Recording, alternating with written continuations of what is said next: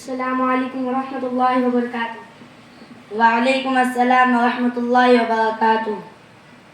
खैरियत से हैं? अल्हम्दुलिल्लाह। यौम आज़ादी पर मैं आपसे चंद सवालात करना चाहूँगा। जी ज़रूर करिए, मैं इंशाअल्लाह जवाब दूंगा।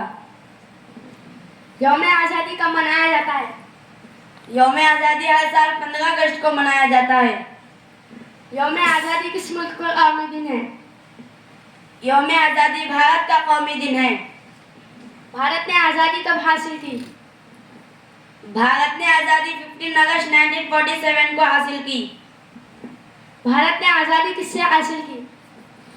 भारत ने आज़ादी बरतानिया से हासिल की। यौम आज़ादी क्यों मनाया जाता है? यौम आज़ादी इसलिए मनाया जाता है क्योंकि उस दिन भारत आज़ाद हुआ था। 15 अगस्त 1947 को भारत का पहला वज़ीर आज़म कौन बना?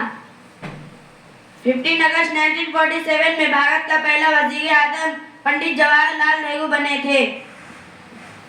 भारत का पहला झंडा कहाँ लहराया गया? भारत का पहला झंडा दिल्ली के लाल किले पर लहराया गया। यौम आज़ादी क्यों मनाया जाता है?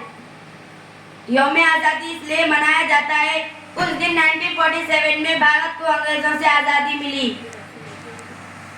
भारत की आज़ादी की तहरीक में सबसे अहम वाक़या क्या था? भारत की आज़ादी की तहरीक में सबसे अहम वाक़या 1857 की जंग आज़ादी थी। भारत की आज़ादी का अजीम रहनुमा कौन थे? भारत की आज़ादी के अजीम रहनुमा महात्मा गांधी, जवाहरलाल नेहरू, सरदार पटेल, मौलाना आज़ाद वगैरह वगैरह हज़रात थे। भारत का कौमी परचम क्या कहलाता है? भारत का कौमी परचम तिरंगा कहलाता है। तिरंगे में कितने रंग होते हैं?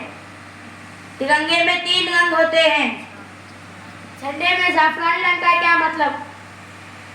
झंडे में ज़ाफ़रानी रंग का मतलब है बहादुरी और कुर्बानी। सफ़ेद रंग किस चीज़ की अलामत है? सफ़ेद रंग अमन और सच्चाई की अलामत है। सब्ज़ रंग किस चीज़ की अलामत है? सब्ज़ रंग तरक्की, उम्मीद और ज़मीन की ज़रख़ेज़ी की अलामत है। झंडे के दरमियान क्या होता है?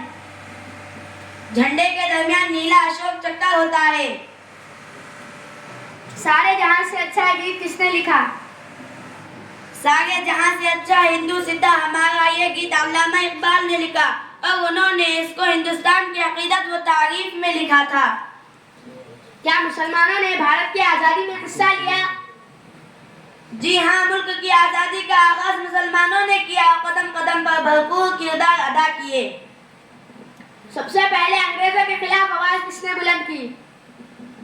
सबसे पहले अंग्रेजों के खिलाफ अब्दुल अजीज दहलवी रहमतुल्लाहि अलैह ने आवाज बुलंद की थी। 1857 की जंग आज़ादी में मुसलमानों का क्या किरदार था? 1857 की जंग आज़ादी में मुसलमान पेश थे, जैसे बहादुर शाह जफर, मौलवी अहमदुल्लाह शाह वगैरह। 1857 की जंग आज़ादी को किसने क़ियादत दी? 1857 की जंग आज़ादी को बहादुर शाह जफर ने क़ियादत दी थी। भारत की आज़ादी में उलमा ने आज़ादी में हिस्सा लिया? जी हाँ, उलमा ने क़ैद व शहादत सब कुछ बर्दाश्त किए थे। शहीदैन किसको कहा जाता है? शहीदैन मौलाना मोहम्मद कासिम नानवी रहमतुल्लाह अलैह, मौलाना रशीद अहमद गंगोही रहमतुल्लाह अलैह को कहा जाता है। दारुल उलूम देवबंद की बुनियाद किस मकसद से रखी गई? दारुल उलूम देवबंद की बुनियाद इस्लाम की हिफाजत और अंग्रेजों के खिलाफ शऊर बेदार करने के लिए रखी गई थी। उलमाए देवबंद ने किस तहरीक में हिस्सा लिया?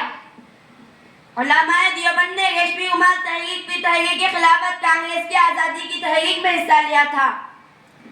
1857 की जंग आज़ादी को 1857 की जंग आज़ादी को किसने शुरू किया?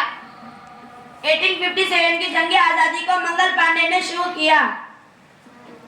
शेखुल हिंद मौलाना महमूद हसन रहमतुल्लाह अलैह ने क्या कुर्बानियाँ दी? शेखुल हिंद मौलाना महमूद हसन रहमतुल्लाह अलैह को अंग्रेजों ने माल्टा में कैद कर दिया था। रेशमी रुमाल की तहरीक क्या थी? रेशमी रुमाल की तहरीक एक खुफिया मंसूबा जो अल्लामाए देवबंद ने आज़ादी के लिए बनाया था। आज़ादी के बाद भारत में पहला सदर कौन बने? आज़ादी के बाद भारत में पहला सदर डॉक्टर राजेंद्र प्रसाद बने थे। आज़ादी के बाद भारत और पाकिस्तान कैसे अलग हुआ?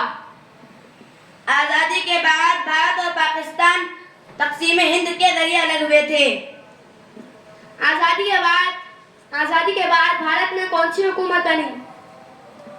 आज़ादी के बाद भारत में जमहूरी हुकूमत बनी और यही निज़ाम इस मुल्क का हुस्न आज भी बाकी रखे हुए हैं। यौम आज़ादी के दिन क्या सीखने को मिलता है? यौम आज़ादी के दिन हुब्बुल वतनी और कुर्बानी और इतिहाद सीखने को मिलता है। यौम आज़ादी पर एक अच्छा शेर सुनाइए। ये नफरतें भरी है ना पालो इसे, ये नफरतें भरी है ना पालो इसे, दिलों में खलश है निकालो इसे, न तेरा न मेरा न इसका न उसका, न तेरा न मेरा न इसका न उसका, ये सब का वतन है बचा लो इसे। अस्सलामु अलैकुम व रहमतुल्लाहि व बरकातुहू। वालेकुम अस्सलाम व रहमतुल्लाहि व बरकातुहू।